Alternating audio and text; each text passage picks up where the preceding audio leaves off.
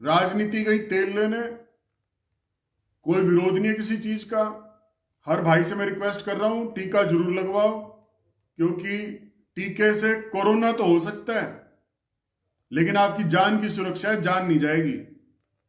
ठीक है। और ये जितने भी बकचोदू यहां पर बकवास कर रहे हैं, उन सबको एक बात कह देता हूं, देश की जनता को गुमराह मत करो। ये जो गुमराह करने लग रहे हैं ना देश को टीके के ऊपर की मत लगवाओ, ये सब टीका लगवाए बैठे हैं।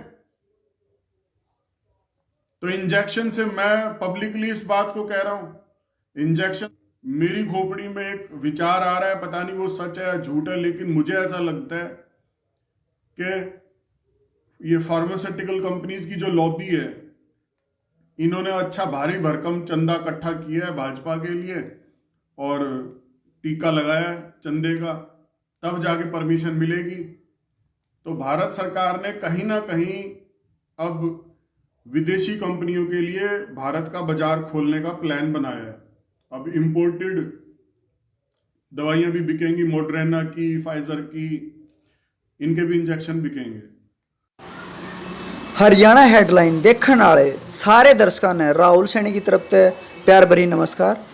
दोस्तों, अगर आप चैनल पे नए आए तो चैनल को सब्सक्राइब कर लेना और बेल आइकन जरूर दबा लेना, ताकि जो भी हम वीडियो डालें उसका नोटिफिकेशन आपको सबसे पहले मिले। चलो शुरू करते हैं आज की वीडियो। इसके बारे में आप क्या सोचते हो हमें कमेंट्स करके जरूर बताना। धन्यवाद। हाँ हाँ, वो घपले वाला निकाल ले नोट एक बार, लाइव शुरू हो गया।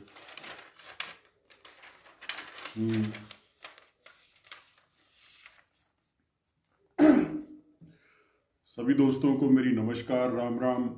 मैं हेमंत सिंह फोगाट इस वक्त लाइव हूं आप सबके सामने एक छोटी सी बात करने के लिए। नेताओं का दोगलापन जग जाहिर है, सबको पता है कि नेता दोगले होते हैं, अपने स्वार्थ के लिए किसी भी बात को सच और झूठ बता सकते हैं। अगर नेताओं को लगे कि दवाई को कोसने से जनता उनके साथ जय जयकार करेगी, तो नेता लोग जो हैं दवाई को गलत बताने लग जाते हैं। अब नेताओं को लगे कि सरकार को दवाई के नाम पे घेरा जा सकता है, तो नेता अब दवाई के ऊपर सवाल कर रहे हैं कि दवाई कहाँ गायब हो गई। तो ये दोगलापन है। अब बात ये आती है कि जब दवाई का, कोरोना की दवाई का इजाद हुआ, तो सबने दवाई को कोसा कि ये दवाई नकली है, इस दवाई में गाय का मीट है, सूअर का मीट है। हम मतलब पूरे वर्ल्ड के मुसलमानों ने बायकॉट कर दिया दवाई का कि दवाई नहीं लगवानी, और कांग्रेस जनों ने भी बायकॉट कर दिया कि मोदी वाली दवाई नहीं लगवानी हमने, बाकी देखी जाएगी। तो कुल मिला के फिर एक बाबा रामदेव की दवाई आ गई कोरोलिन के नाम से, उस पे भी विवाद गहराया गया। लेकिन ये दवाई की शॉर्टेज क्यों हुई, सवाल ये है। हमें नहीं इस बात से कोई मतलब कि दवाई मोदी जी ने इजाद करी या कांग्रेस ने विरोध किया, क्या था, आई एम लिस्ट बॉदर्ड। हम इस बात पे आज देश की जनता के मन में सवाल है, देश की जनता के मन में सवाल है कि दवाई की शॉर्टेज कैसे हो गई, और खासकर उस दवाई की शॉर्टेज कैसे हो गई जिस दवाई के ऊपर किसी को भरोसा ही नहीं था। और जो लोग दवाई के ऊपर भरोसा नहीं कर रहे थे, दवाई को एक नकली प्रोग्राम बता रहे थे, वो अब दवाई की शॉर्टेज का शोर क्यों मचा रहे हैं। कई सवाल जनता के दिमाग में है, तो मैं उसके ऊपर बोल रहा हूं। और एक घपला भी मेरे को फील हो रहा है कि दवाई को लेके घपला भी शायद एक एंट्री मार चुका है।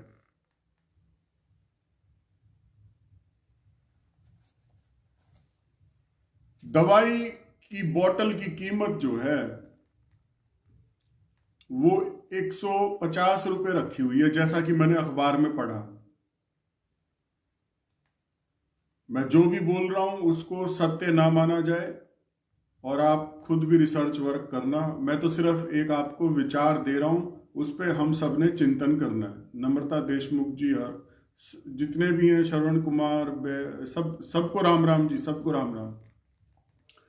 लाइव शेयर कर देना अच्छा लगे तो, लॉजिकल लगे तो, रिक्वेस्ट है। तो दवाई की कीमत सीरम इंस्टीट्यूट ऑफ इंडिया कह रहा है 150 रुपये रखी हुई है, 150 रुपये में सरकार को दे रहा है। सीरम इंस्टीट्यूट ऑफ इंडिया कह रहा है कि जी हमें 3,000 करोड़ रुपए की तुरंत प्रभाव से मदद करो। भारत सरकार से कह रहा है सीरम इंस्टीट्यूट ऑफ इंडिया कि 3,000 रुपए की मदद तुरंत प्रभाव से करो, हमारे से दवाई की मैन्युफैक्चरिंग उतनी हो नहीं पा रही जितनी आप चाह रहे हो। और जिस कीमत पे भारत सरकार सीरम इंस्टीट्यूट ऑफ इंडिया से दवाई परचेज कर रही है, उस कीमत के अनुसार सीरम इंस्टीट्यूट ऑफ इंडिया लाभ नहीं कमा रहा है और उसको आर्थिक मदद का पैकेज चाहिए 3,000 करोड़ रुपए का। अब सरकार को जब यह दिखा कि भाई 3,000 करोड़ रुपए की डिमांड रख दी है सीरम इंस्टीट्यूट ऑफ इंडिया ने, तो शायद हो सकता है इसलिए भी सरकार ने पल्ला झाड़ लिया सीरम इंस्टीट्यूट ऑफ इंडिया से दवाई खरीदने के लिए। अब दवाई ही नहीं खरीदेगी सीरम इंस्टीट्यूट ऑफ इंडिया से तो शॉर्टेज तो होगी होगी। तो मुझे ऐसा लगता है कि मोदी जी और बीजेपी के नेता जो हैं या भारत सरकार जो है वो बिजनेसमैन बन गई है और इंटेलिजेंट बन गई है, और इन्होंने अब फैसला कर लिया है कि सीरम इंस्टीट्यूट ऑफ इंडिया से दवाई खरीदने की बजाय हम बाहर की कंपनियों को इंडिया में दवाई बेचने के लिए ऑथराइज कर देते हैं। भारत में जितने भी लोग मैन्युफैक्चरिंग करने लग गए हैं, जेनरिक प्रोडक्शन इस दवाई का, जैसे पैरासीटामोल की टैबलेट होती है, फिर पता चलता है उसको हर शहर में छोटी छोटी दवाई कंपनियां पैरासीटामोल की टैबलेट बनाने लग गई हैं, पेन किलर बनाने लग गए हैं। तो वैसे ही ये कोरोना की दवाई भी बननी शुरू होगी। तो बहुत सी कंपनियां, फार्मास्यूटिकल कंपनीज अब इस दवाई का मैन्युफैक्चरिंग पेटेंट मतलब फार्मूला जो है पा चुकी हैं किसी भी तरह से जुगाड़ करके, और वो अब चाहती हैं कि भारत सरकार इस धंधे से बाहर हो जाए और प्राइवेट कंपनियां इस धंधे में घुसे और दबा के पैसा कमाएं। अब मोदी जी को लगता है कि 3,000 करोड़ रुपए मैं अब सीरम इंस्टीट्यूट ऑफ इंडिया को दूंगा, इससे अच्छा मैं विदेशी कंपनियों को नहीं अलाउ कर दूं कि अपना माल बेच लो। एक तो ये भी है। अब ये परमिशन इतनी आराम से तो दी नहीं गई होगी। मेरी खोपड़ी में एक विचार आ रहा है, पता नहीं वो सच है या झूठ है, लेकिन मुझे ऐसा लगता है कि ये फार्मास्यूटिकल कंपनीज की जो लॉबी है, इन्होंने अच्छा भारी भरकम चंदा इकट्ठा किया है भाजपा के लिए और टीका लगाया है चंदे का, तब जाके परमिशन मिलेगी। तो भारत सरकार ने कहीं ना कहीं अब विदेशी कंपनियों के लिए भारत का बाजार खोलने का प्लान बनाया है। अब इंपोर्टेड दवाइयां भी बिकेंगी, मॉडर्ना की, फाइजर की, इनके भी इंजेक्शन बिकेंगे। और जैसा कि हमारे देश के लोगों की मेंटेलिटी है, बुरा मत मानना किसी को मेरी बात बुरी लग जाए, बहुत से तो लांछन लगा, जब मैं आम आदमी पार्टी की धोता हूं तो कहते हैं भाजपा का है, भाजपा को धो दूं तो कहते हैं आम आदमी पार्टी का पाला हुआ है, और कांग्रेस को धो दूं तो कहते हैं बीजेपी का एजेंट है। तो मेरी बात तो सत्य के ऊपर आधारित है, मैं किसी का एजेंट नहीं हूं। अब हम हिंदुस्तानियों की मेंटेलिटी क्या है? हमारी मेंटेलिटी ये है, लाइव छोटा रखूंगा इसलिए बार बार मैं ये टाइम चेक कर रहा हूं, 7 मिनट हो गई है, 15 मिनट का वादा किया है। तो हमारी हिंदुस्तान के लोगों की मेंटेलिटी क्या है? हमें देसी नहीं चाहिए, हमें विदेशी चाहिए। हमने शराब पीनी है तो देसी नहीं पीते, हमारा स्टैंडर्ड लो माना जाता है, हमें इंग्लिश चाहिए। हम उस मतलब विचारधारा के आदमी हैं। हमें बाटा का जूता नहीं चाहिए, हमें पूमा, नाइकी, एडिडास इस तरह के विदेशी ब्रांड चाहिए। हमें देश की बनी हुई जीन्स नहीं चाहिए, हमें लीविस चाहिए, मतलब हमें लीविस विदेशी ब्रांड चाहिए। हमारी भड़क शांत हो जाती है विदेशी ब्रांड पहनने से, पीने से। हमें हमारे देश में कैंसर हो जाए, चाहे कितना ही अच्छा इलाज हो, हमें अमेरिका में जाके इलाज कराना है, क्योंकि वहां जाके इलाज चाहे वही हो जो हिंदुस्तान में मिल रहा है। लेकिन एक वो भड़क सी होती है ना कि एक भड़क भड़क सी होती है ना सबके के मैंने विदेश में इलाज करा लिया, मेरा स्टेटस है। अब सोनिया गांधी जी हैं, इंडिया में कैंसर का इलाज नहीं कराती है अपना, अमेरिका जाती हैं। तो हमें विदेशी चीजों पे विश्वास है। अब विदेशी कंपनियों के लिए रास्ता खोला जा रहा है, और सुनने को तो ये भी आ रहा है कि सीरम इंस्टीट्यूट की बहुत बड़ी प्रोडक्शन का हिस्सा, सीरम इंस्टीट्यूट ने जो दवाई बनाई उसका बहुत बड़ा हिस्सा जनवरी फरवरी में अमेरिका में सप्लाई करा है, इंडिया में नहीं करा। पहले अमेरिका को जाके जहाज भर भर के दवाई भेजी है। अब अमेरिका वाले थोड़े हष्ट पुष्ट होने लगे तो वहां की कंपनियां अब हिल्लोरे मारने लगी। उन्होंने बाइडेन पे दबाव बनाया होगा। मेरे किसी भी बात पे विश्वास करने की जरूरत नहीं है, मैं सिर्फ वो बता रहा हूं जो मेरे दिमाग में विचार है और जो सच लग रहा है मुझे, ठीक है। तो अपने खुद के भी तथ्य और फैक्ट्स को चेक कर लेना, मेरी बात की सत्यता कहीं पुट करने से पहले। तो जो बाइडेन ने क्या किया है मोदी जी पे, शायद मेरा अंदाजा है जो बाइडेन ने अमेरिका की तरफ से दबाव बनाया है कि अपना ये प्रोडक्शन स्लो करो और हमारी मॉडर्ना और फाइजर जो अमेरिका की कंपनियां हैं इनको अपने देश में एंट्री करने दो। क्योंकि वर्ल्ड की मुस्लिम कंट्रीज तो कोरोना की दवाई लेने से मना कर चुकी, मुसलमान तो साफ मना कर चुके कि भाई इसमें कुछ हमारे धर्म के खिलाफ मामला हो गया तो हम इस दवाई को नहीं लगवाएंगे। तो मुस्लिम कंट्रीज तो प्रोस्पेक्टिव कस्टमर है नहीं अमेरिका की कंपनियों की। चाइना ने अपनी खुद की दवाई बना रखी है, और जो चिंके मिंके मतलब जो एक गोरखों की क्या जैसे कंट्री, जो ये चिंकों की कंट्रियां हैं, ऑस्ट्रेलिया में तो चिंके बोलते हैं इनको, तो ये चाइना वालों ने अपनी दवाई बना रखी है। चाइना सबसे ज्यादा पॉपुलेटेड कंट्री है, तो चाइना को भी जरूरत नहीं है अमेरिका की दवाई की। जापान के पास खुद की दवाई है, उन्होंने बहुत पहले कोरोना की दवाई बना ली थी। तो अमेरिका की कंपनियों की, अमेरिका की कंपनियों की दवाई का मार्केट कहां है? चाइना नहीं है, मुस्लिम कंट्रीज नहीं है, तो इंडिया बच गया जो सबसे ज्यादा पॉपुलेटेड है चाइना के बाद। तो मॉडर्ना, फाइजर, अब विदेशी कंपनियां जो हैं अपना माल खपाने के लिए ये शॉर्टेज वाला ड्रामा करवाया है, ठीक है। तो अभी, और हाँ, अभी जो ये 250 रुपए में दवाई मिल रही है प्राइवेट हॉस्पिटल्स में, ये भी एक बहुत बड़ा बिजनेस लग रहा है मेरे को। क्योंकि मैंने पता किया, एक जो शीशी होती है 50 ml की इंजेक्शन की, उसके अंदर 9 से 10 इंजेक्शन बनते हैं 5 ml के। एक शॉट 5 ml का होता है कोरोना की दवाई का, मतलब शॉट को माने इंजेक्शन बोलते हैं। तो एक इंजेक्शन जो तैयार किया जाता है सिरिंज में भर के सुए में, वो 5 ml का होता है। और कांच की शीशी जो आप लोग इंटरनेट पे देखते हो, फोटो में इमेज वगैरह देखते हो कोरोना वैक्सीन की, वो 50 ml की होती है। वो सरकार को 150 रुपए की मिलती है सरकारी अस्पतालों में भेजने के नाम की। अब वही सरकारी अस्पतालों से दवाई जो है प्राइवेट हॉस्पिटल वाले लेके आते हैं, दवाई का पैसा देते हैं 150 रुपए, लेकिन फिर उसमें 10 इंजेक्शन बनते हैं शीशी में, और फिर हर इंजेक्शन 250 रुपए का बिकता है। तो 150 रुपए की एक बोतल कोरोना वैक्सीन की प्राइवेट हॉस्पिटल वाला 2500 रुपए में या 2000, 10 इंजेक्शन या 9 इंजेक्शन बनते हैं, तो 2200 रुपए या 2500 रुपए एक बोतल पे वो बना रहे हैं। अब सरकारी अस्पतालों में अगर दवाई रही तो प्राइवेट हॉस्पिटल वाले कमाई नहीं कर सकते। तो ये भी एक घपला नजर आ रहा है कि प्राइवेट हॉस्पिटलों को दवाई लगाने का मौका दिया जाए।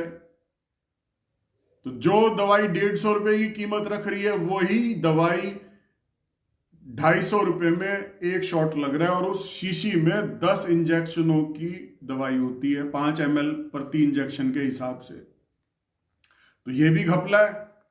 इसके ऊपर आप लोग चिंतन करना, मुझे तो ज्यादा बातें इसके ऊपर बोलनी नहीं, पर मैं एक आइडिया दे रहा हूं। और अपने आसपास डॉक्टरों से पूछना, चेक करना, तो आपको मालूम चलेगा कि शायद कहीं मेरी बात सही है। दूसरा घपला यह है कि सरकार अब शॉर्टेज के नाम पे शायद दवाई के दाम बढ़ाना चाहती है, मुनाफाखोरी जिसे बोलते हैं। तीसरा घपला यह कि फार्मास्यूटिकल कंपनीज की लॉबी ने हो सकता है खूब भारी भरकम चंदा वंदा दिया हो बीजेपी को शॉर्टेज करने के लिए, ताकि प्राइवेट कंपनियों का माल इंडिया में जो बनेगा वो खप सके। भाई अगर सरकारी कंपनियां अपना बढ़िया तरीके से टीका प्रोडक्शन करके सप्लाई करती रहेंगी तो फिर प्राइवेट कंपनियों को कौन आने देगा? ठीक है। और कुछ डॉक्टर कहते हैं, वैसे डॉक्टर कम्युनिटी पे क्या विचारों पे कहे, ठीक है जो चल रहा है चल रहा है, लेकिन आज हालात क्या है, अब मैं इसको सम अप करते हुए बोलता हूं। आप कुंभ के मेले में चले जाओ, सरकार आपको प्रोत्साहित करती है कुंभ में नहा के आओ। आप आईपीएल देखो क्रिकेट वाला, सरकार आपको प्रोत्साहित करती है, देखिए आईपीएल आयोजन करवाया जा रहा है। आप किसी चुनावी रैली में जाओ, बंगाल में, असम में, केरल में, सरकार आपको उत्साहित करती है प्रचार में आइए। लेकिन अगर आप कहीं वैसे घूमते हुए मिल जाएं तो पुलिस आपके पिछवाड़े पे लठ चेपती है खींच के, कहती है बाहर किस लिए घूम रहा है, कोरोना फैलाता है देश में। तो ये दोगलापन भी सरकार को चेक करना चाहिए। अभी स्कूली बच्चों का बहुत भयंकर प्रोग्राम खराब होने लग रहा है। दूसरा साल है, स्कूली बच्चों के फिर से एग्जाम कोरोना की वजह से खराब हो रहे हैं। तो मैं आप सबके सामने, अब 15 मिनट हो गए लाइव समाप्त करने की स्थिति पे हूं, लेकिन 1 मिनट और लेता हूं। लेकिन उसमें 2 सवाल आपको छोड़ के जा रहा हूं। एक सवाल तो ये कि कोरोना की वजह से जो स्कूल के बच्चों की पढ़ाई की मां बहन एक हो रही है, दूसरा साल लगातार बर्बाद होने लग रहा है, तो क्या इस तरह के हालात में सरकार को एक सिस्टम डेवलप ऑलरेडी पहले से ही नहीं करना चाहिए था? जैसे सीरम इंस्टीट्यूट ऑफ इंडिया ने दवाई के लिए मेहनत शुरू करी, वैसे ही क्या सरकार के महकमों ने, एजुकेशन डिपार्टमेंट ने तैयारी नहीं करनी चाहिए थी इस बात की कि अगर कोरोना कंटिन्यू रहा तो बच्चों के एग्जाम कैसे होंगे, पढ़ाई का सिस्टम कैसे चलेगा? क्या यह सरकार की नाकामी नहीं है कि आज फिर से बच्चे दोबारा घरों में बैठ गए हैं लॉकडाउन की वजह से? गरीब आदमी के पास स्मार्टफोन की सुविधा सबके पास नहीं है। स्मार्टफोन है तो रिचार्ज भारी भरकम नेट डाटा चाहिए होता है, ऑनलाइन एजुकेशन के लिए 4G नेट चाहिए होता है, उस डाटे की दिक्कत हो जाती है। इतना पैसा गरीब आदमी कहां से लाए? तो इन सब चीजों पे सरकार को सोचना चाहिए था।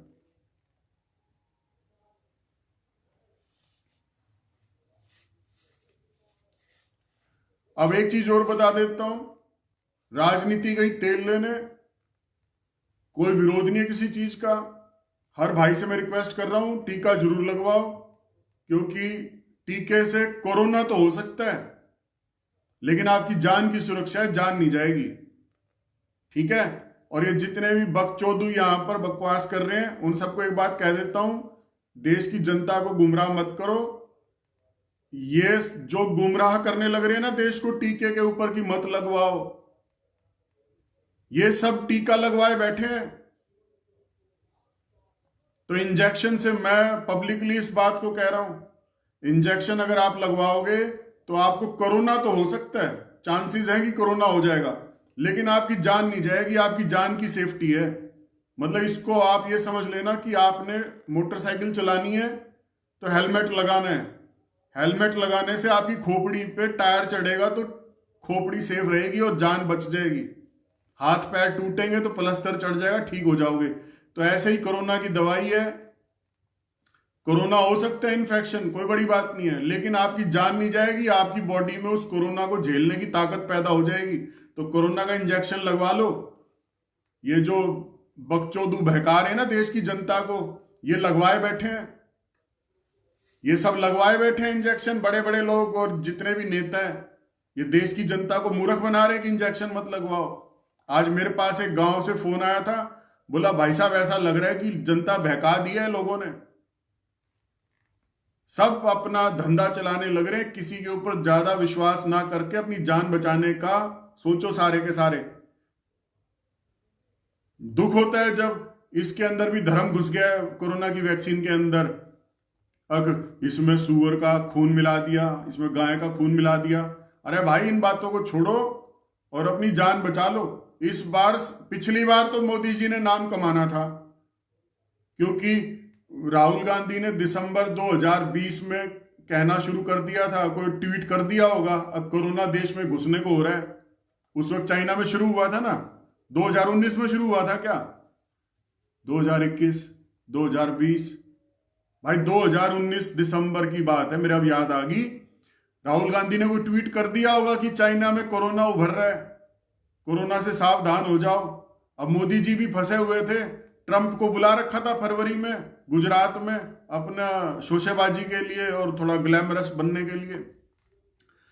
तो वो अमेरिका वाला टूर रद्द नहीं कर सकते, क्यों, अमेरिका से फटा सबकी। अमेरिका तो बॉस है पूरी दुनिया का, तो उसका प्रोग्राम मोदी जी कैसे रद्द करे, फंस गया। ट्रंप का प्रोग्राम रद्द करे तो मर गया, क्योंकि चुनाव थे ट्रंप के। तो ट्रंप को भारतीयों को प्रभावित करना था, इंप्रेस करना था। ट्रंप प्रोग्राम करे, बोला मैं तो इंडियंस के बीच में जाके बोलूं। तो मोदी जी फंसे हुए थे। तो मोदी जी ने पिछले साल क्या करा, चाहे कोई कोरोना से मरा या ना मरा, किसी को कोरोना था या नहीं था, मोदी जी ने कोरोना शो नहीं करा। बोला अपनी ऐसी कराओ, हम कोरोना को दिखाते ही नहीं, हमारे आया ही नहीं कोरोना, अब बोलो क्या करोगे। एक बात अच्छी है, दवाई का इजाद हो गया, ये अच्छी चीज है। बाकी कोरोना को देश में होने से मना ही कर दिया बीजेपी सरकार ने। बोला हमारे तो आया ही नहीं, ना हमारे किसी कोरोना होता, ना हमारे कोरोना है, और ये कोरोना बस यूरोपियन कंट्री साइड ही है, इधर नहीं है। तो इस तरह का प्रचार था।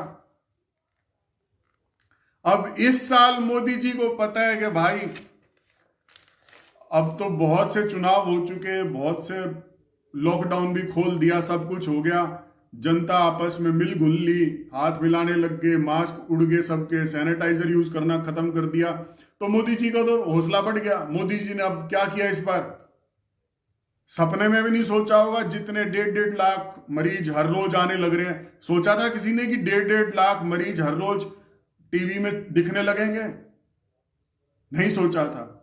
तो इस बार सरकार बिल्कुल भी जिम्मेवार नहीं है, और कोई भी सरकार को दोष नहीं देने वाला। अपनी जान खुद बचानी है सबने, तो इसलिए क्या करना है, सबने इंजेक्शन लगवाना है।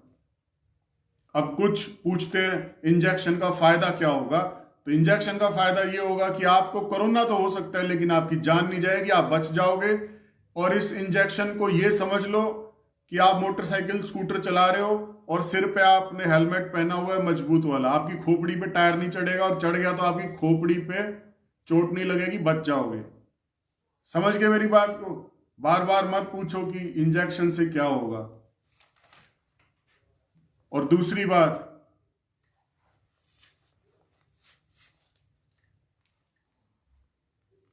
जो लोग, भाई देखो, हमारा कोई मोदी जी से पर्सनल खुन्नसबाजी थोड़ी ना है।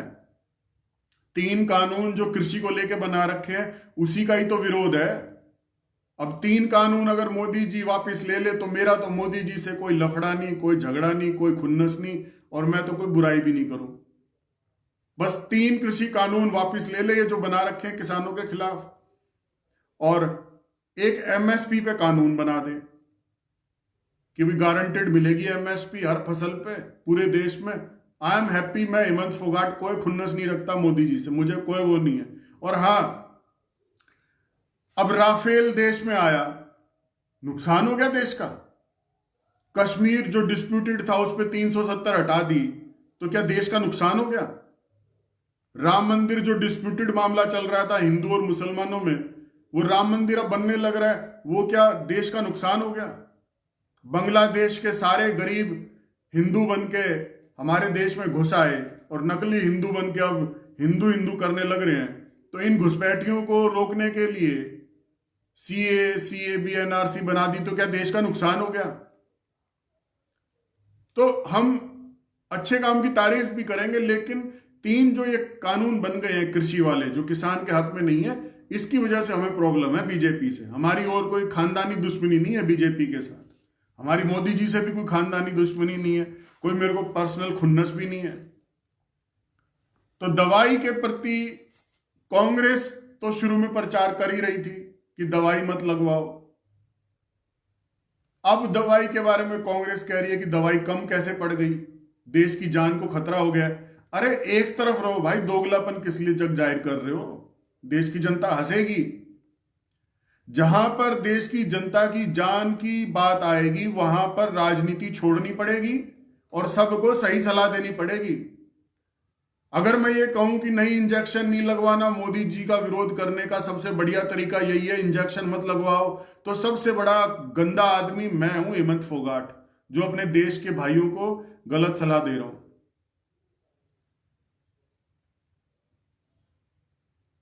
तो गलत सलाह तो मुझसे दी नहीं जाएगी। मैं तो भाई साफ कह रहा हूं, अपना इंजेक्शन जरूर लगवाओ और अपनी जान को बचाओ।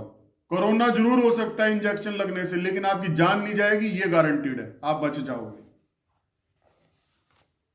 और कोई नेता किसी का नहीं है, सब हरामखोर गरीब घरों में पैदा होते हैं और फिर नेता बनने के लिए संघर्ष करते हैं, क्योंकि पढ़ाई लिखाई तो इनसे हुई नहीं, पढ़ाई लिखाई करी नहीं, आवारागर्दी करी स्कूलों में कॉलेजों में, छात्र नेता बने कॉलेजों में। अब जो छात्र नेता बनने के लिए घूमेगा वो पढ़ाई कैसे करेगा? भविष्य बर्बाद हो गया। उसके बाद अपने नेतागिरी का चस्का तो कॉलेज में ही लग गया था, फिर भाई साहब नेता बन गए। नेता बन गए तो फिर हराम का माल खा रहे हैं, नौकरियां बेच रहे हैं, तबादले करा रहे हैं, टेंडरों में घूस खा रहे हैं, अरबपति खरबपति बन गए। और देश की गरीब जनता बेचारों को नेता मानती है, तो उनके अलूल जलूल फैसले देश को वो बताते रहते हैं और देश का नुकसान होता रहता है। ये परिभाषा है एक हरामखोर निकम्मे नेता की, जो मैंने बता दी। तो इन नेताओं की बातों में बिल्कुल मत आओ, वो काम करो जो सही है और अपना इंजेक्शन वगैरह लगवाओ भाई।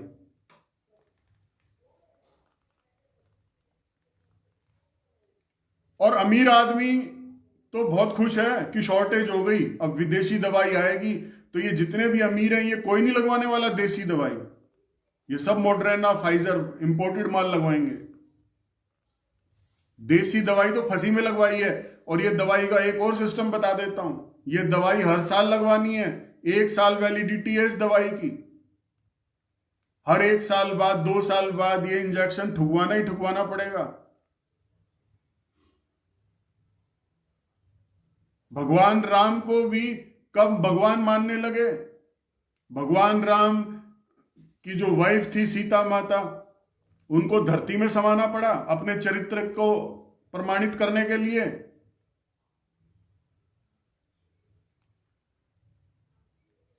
सीता माता को अपने चरित्र को प्रमाणित करने के लिए धरती में समाना पड़ा, तब जाके जय सीता माता करने लगे, नहीं तो लांछन लगा दिया था।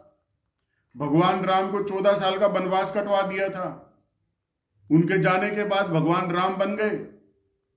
तो ये जिस देश में हम रह रहे हैं ना, यहां पर जब चीज शुरू होती है, जिंदा जी आदमी की तारीफ नहीं करेंगे, उसके खिलाफ राजनीति चलेगी। आदमी मर जाएगा, उसके बाद उसकी जो तारीफ होगी, जो उसका चरित्र वर्णन होगा, वो सुन के भगवान राम भी शायद शर्मा जाए कि इतने गुण तो मेरे में भी नहीं है जितने ये हिंदुस्तान के लोग आदमी के मरने के बाद उसका तारीफ के पुल बांधते हैं।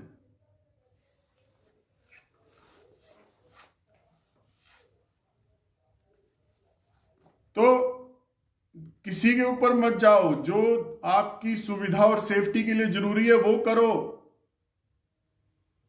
राहुल गांधी तो मैं बताता हूं यहीं बैठा हुआ, राहुल गांधी तो इटली में लगवाया था 2 साल पहले इंजेक्शन, 1 साल पहले इन अमीर लोगों की तो अमेरिका, ऑस्ट्रेलिया और पता नहीं कहां से दवाइयां आई होंगी, आपको और हमको तो पता भी नहीं है। हम गरीब लोग तो बस वही कर देते हैं जो ये कहते हैं। लेकिन ये अपने लिए अमेरिका से प्लेन भर के आया होगा, अमेरिका से आया होगा लोगों का प्लेन भर के, अमीर लोगों का, और उनको तो मेड्रोना और फाइजर लग भी गई होगी। ठीक है ना? तो किसी की बात की वो मत करो, अपना दवाई दुई का इंतजाम करो, इंजेक्शन जरूर लगवाओ। बाकी बहुत बड़ा घपला चल रहा है। सीरम इंस्टीट्यूट की दवाई की प्रोडक्शन कम हो गई है और अब दवाई की कीमत बढ़ाई जाएगी। विदेशी कंपनियों की दवाई इंडिया में घुसाई जाएगी ताकि उनको फायदा हो, उनका माल बिके। और प्राइवेट हॉस्पिटल्स में दबा के जो दवाई सरकार फ्री में सरकारी अस्पताल भेजती है, वही दवाई प्राइवेट हॉस्पिटल वाला सरकारी हॉस्पिटल से खरीद के, शीशी जो होती है ना 50 ml की, वो लेके अपने हॉस्पिटल में आता है और फिर उसके अंदर 10 इंजेक्शन का माल होता है। 5 ml के हिसाब से 10 इंजेक्शन बनते हैं, 5-5 ml के हिसाब से। फिर वो एक इंजेक्शन 5-5 ml का, एक शीशी में 10 इंजेक्शन, 5 ml का इंजेक्शन 250 रुपए में लग रहा है देश में, कहीं 250 रुपए में, कहीं 300 रुपए में। इस बारे में किसी ने ध्यान दिया? बस धड़ाधड़ इंजेक्शन लगवा रहे हैं और खुश हो रहे हैं। इस बारे में किसी ने आवाज उठाई जो मैं कह रहा हूं कि भाई ये तो बहुत महंगा सिस्टम हो रहा है। अगर प्राइवेट हॉस्पिटल वाला इंजेक्शन लगाने के नाम की सुविधा दे रहा है तो 50 रुपए ले ले वो इंजेक्शन लगाने के नाम के। 10 रुपए की सिरिंज है, 20, 30, 50 रुपए अपना लगाने के नाम के ले लो। ये 150 रुपए की शीशी 10 इंजेक्शन बनते हैं और फिर उसमें 2500 रुपए एक हॉस्पिटल कमाता है एक शीशी से। बाकी हिसाब आप खुद लगाओ। बहुत लंबा लाइव हो गया और बहुत बहुत धन्यवाद आप सबका, इतने सभी भाई जुड़े। बहुत से भाइयों को मेरी बात बहुत गंदी लग सकती है, लेकिन आप मेरे बारे में अगर कुछ भी गलत टिप्पणी लिखते हैं मुझे बुरा नहीं लगता, क्योंकि आज आप मेरे इस लाइव पे मुझे गाली दे रहे हो सकता है अगले वाले लाइव में आप कह रहे हो कि हेमंत फोगाट जिंदाबाद, मुझे आपकी बात सच लग रही है। तो हर बार कोई मेरी तारीफ नहीं कर सकता। इस वाले लाइव में बुराई करेगा, अगले वाले लाइव में तारीफ करेगा। आज बुराई कर रहा है, हो सकता है पिछले वाले में जिसमें मैंने बीजेपी को धोया था और अमित शाह को, हो सकता है उस वाले लाइव में उसने मेरी जय बोली हो कि आप ठीक कह रहे हो।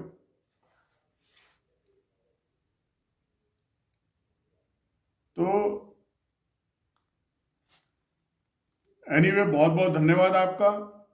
अगले लाइव में मैं केजरीवाल को धोऊंगा, बस तैयार रहना। केजरीवाल की पोल पट्टी खोलनी है, उसके बहुत जल्द। अच्छा, एक मनोहर लाल खट्टर जी के बारे में और बता दूं।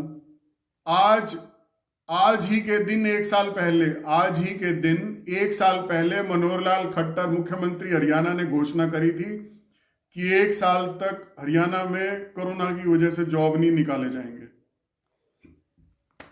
तो मेरी खट्टर साहब से एक रिक्वेस्ट है कि अब 1 साल पूरा हो गया आपका, आज 1 साल पूरा हो गया है खट्टर साहब की घोषणा का। तो खट्टर साहब आपसे हाथ जोड़ के रिक्वेस्ट है, अब तो नौकरियां निकालो देश के लिए, हरियाणा प्रदेश के लिए अब तो नौकरियां निकाल दो। बेरोजगार बिलबिला रहे हैं बेचारे।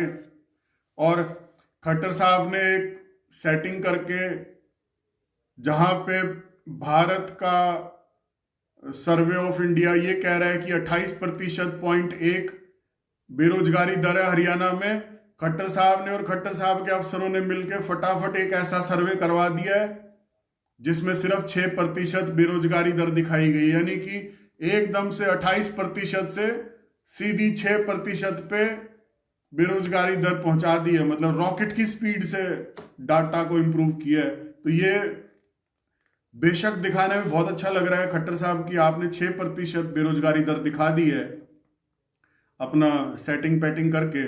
लेकिन हरियाणा प्रदेश की जनता को ये आंकड़े जच नहीं रहे, क्योंकि एक तरफ 28.1 बताई जा रही है बेरोजगारी दर, दूसरी तरफ आप 6% बता रहे हो। तो हजम नहीं हो रही हरियाणा प्रदेश की जनता को ये आंकड़े। स्कूली बच्चों की चिंता जरूर करना। लाइव सुनने के बाद स्कूल के बच्चों की पढ़ाई का सत्यानाश हो गया है, तो इस बारे में सबको चिंतन करना बहुत जरूरी है और अपने अपने लेवल पर आवाज उठाइए कि स्कूल के बच्चों की पढ़ाई खराब ना हो। इस बारे में सरकार को क्या करना चाहिए, वेरी इंपॉर्टेंट टॉपिक, क्योंकि पता चला हमारी आने वाली पीढ़ी अशिक्षित रह गई या उसकी शिक्षा ही ढंग से नहीं हो पाई, तो अंत में खामियाजा देश को ही भुगतना होगा। बहुत बहुत धन्यवाद आप सबका लाइव देखने के लिए। परवीन दुवन जी, विजय, जय हिंद, जय भारत। धन्यवाद दोस्तों। जय हिंद, जय हिंद, जय हिंद।